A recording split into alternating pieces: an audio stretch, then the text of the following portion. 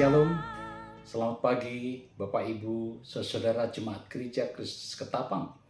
Dimanapun Bapak Ibu berada, kiranya anugerah dan kasih Tuhan di pertengahan bulan ini tetap menyertai kita. Bahkan pagi ini Tuhan sudah membangunkan kita dan memberi kekuatan, kesehatan, berkat di dalam kehidupan kita. Mari kita berdoa di dalam persekutuan GKK Menyapa hari ini, supaya sungguh kita dikuatkan oleh Tuhan. Kiranya Tuhan Engkau memberkati sepanjang hari ini. Bersyukur untuk kekuatan kesehatan yang Tuhan beri. Dan terima kasih untuk firman Tuhan yang selalu memberikan pertolongan, kekuatan dan sukacita di dalam perjalanan hidup kami. Pimpin dan sertai kami. Dalam nama Tuhan Yesus kami berdoa. Amin.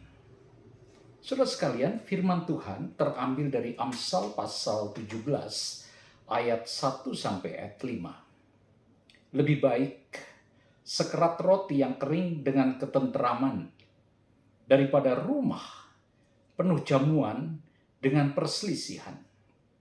Hamba yang berakal budi akan berkuasa atas anak yang membuat malu dan akan mendapat bagian warisan bersama-sama dengan saudara-saudara anak itu. Kui adalah untuk melebur perak dan perapian untuk melebur emas, tetapi Tuhanlah yang menguji hati.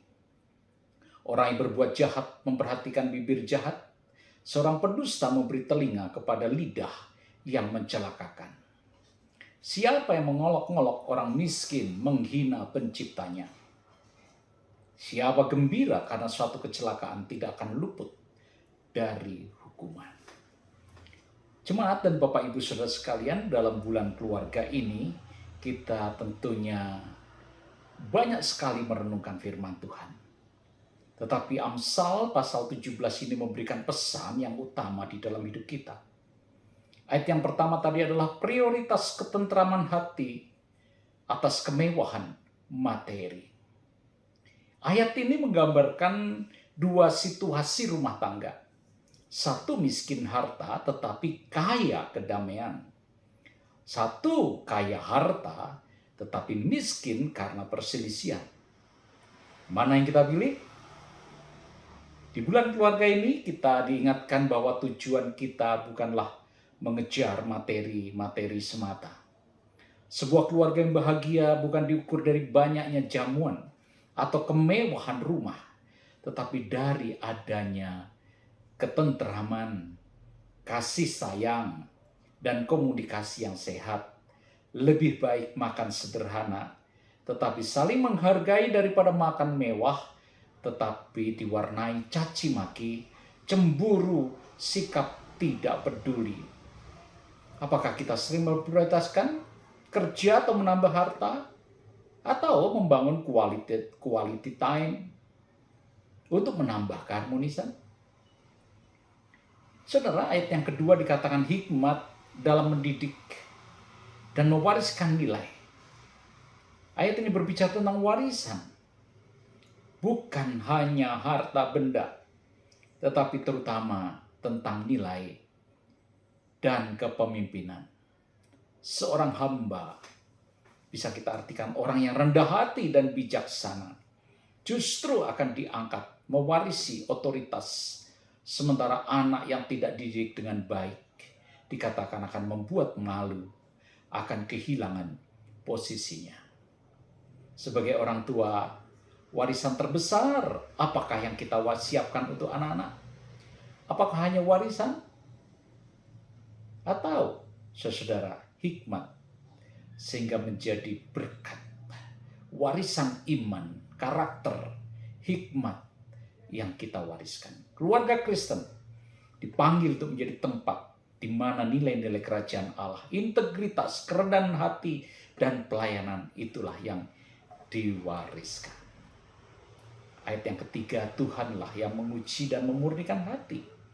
Tadi Tuhan dikatakan Tuhan mempergunakan berbagai api persoalan, baik itu konflik dalam keluarga, kesulitan ekonomi, sakit penyakit, untuk menguji dan memurnikan hati kita.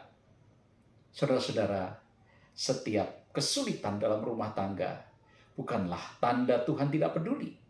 Justru itu adalah kesempatan bagi kita untuk disucikan.